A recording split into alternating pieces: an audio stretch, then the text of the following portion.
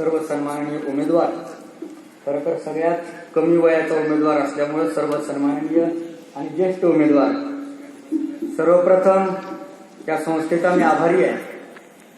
संस्कृती आणि राजकारण याचा एक सुरेख संगम म्हणजे आजचा कार्यक्रम आहे. कारण की आमच्या संस्कृतीमध्ये विवाहाला जितकं महत्व आहे तेवढं राजकारणामध्ये निवडणुकीला महत्व आहे.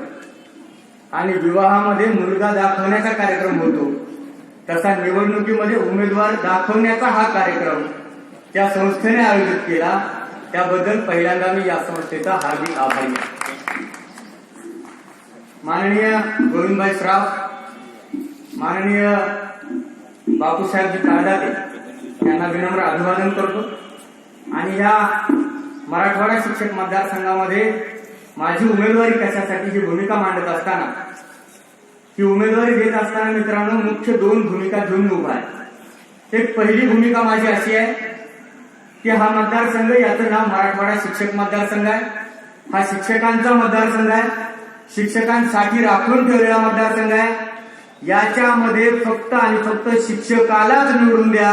तो कोणताही शिक्षक असो, तो माध्यमिकचा असो, ज्युनियरचा असो, सिनियरचा असो, इंजिनिअरिंगचा असो, मेडिकलचा असो, पण आपली पहिली पसंत सुद्धा आणि शेवटची पसंत सुद्धा की आपण शिक्षकालाच असू द्या, ही माझी पहिली भूमिका. कोणत्याही राजकीय पक्षाला ह्या निवडणुकीमध्ये आपण थारा देऊ नये असं माझं स्पष्ट मत आहे.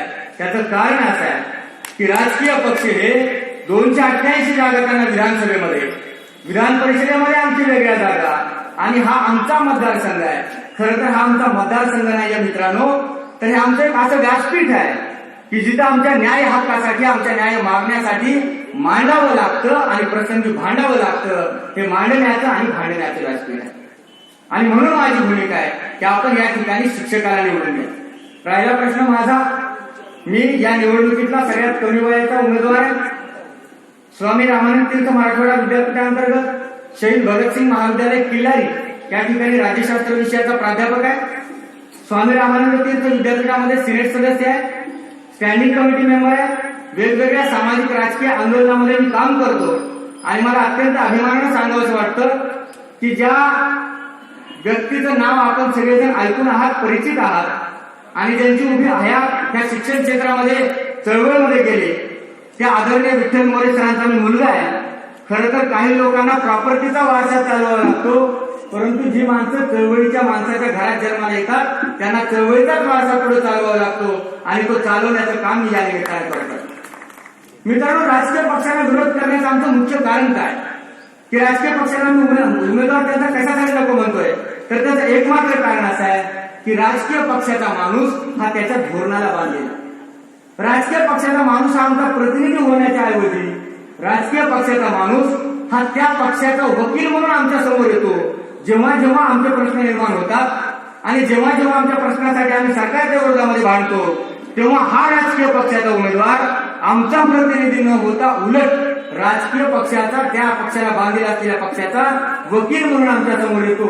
एक उदाहरण जर द्यायचं असेल तर आमच्या सिनियर कॉलेजच्या लोकांचा जेव्हा आता 6व्या वेतन आयोगासाठी संप झाला, 80 दिवस संप चालला, आमचे आमदार एका राजकीय पक्षाचे बांधले गेले होते. खरं तर त्या आमदारांनी आमचं समर्थन करायचं होतं, आमचं नेतृत्व करायचं होतं. ते बाजूला सोडून सरकारची वकिली करून आमचा संप कसा बिघडेल, आमचा संप कसा चिघळेल याचं काम त्या आमदारांनी केलं, हे त्याचं उत्तम उदाहरण. दुसरी गोष्ट, शिक्षकांच्या प्रश्नांवर भांडण्याच्या ऐवजी शिक्षकांमध्ये प्रश्न निर्माण करण्याचं काम राजकीय पक्षांनी केलेलं. उदाहरणार्थ, आम्ही पहिल्यांदा राजकीय पक्षाचा माणूस या मतदारसंघात निवडून दिला, आमचं अनुदान बंद झालं. आम्ही दुसऱ्यांदा निवडून दिला, आमची पेन्शन बंद झाली. मित्रांनो, या पेन्शनचं काय दुखणं आहे, ही नवीन पेन्शन योजना काय ते मला विचारा, कारण मी स्वतः त्या नवीन पेन्शन योजनेमध्ये. ज्या माणसाचे 2 हप्ते एकदाच कटतायत, त्याचे किती रुपये जमा झाले हे अजून माहित नाही, रिटायरमेंट नंतर किती रुपये मिळणार हे अजून माहित नाही, अशी नवीन पेन्शन योजना ज्या सरकारने आणली, म्हणून आमचा राजकीय पक्षांना विरोध आहे.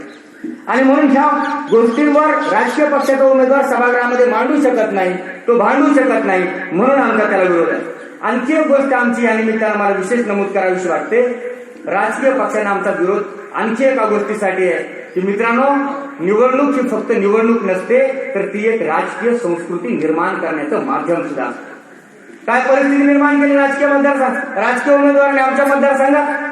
लातूर पासून औरंगाबाद पर्यंत 500 गाड्यांचा ताफा एक फॉर्म भरण्यासाठी. लातूर पासून औरंगाबाद पर्यंत 500 गाड्या एक फॉर्म भरण्यासाठी. मी काय बघत होतो, लातूर पासून नांदेड पर्यंत सगळ्या लोकांचे हे जे मोठमोठे डिजिटल लागले. खरं तर तुम्हाला आश्चर्य वाटेल, मी काल गणित घातलं.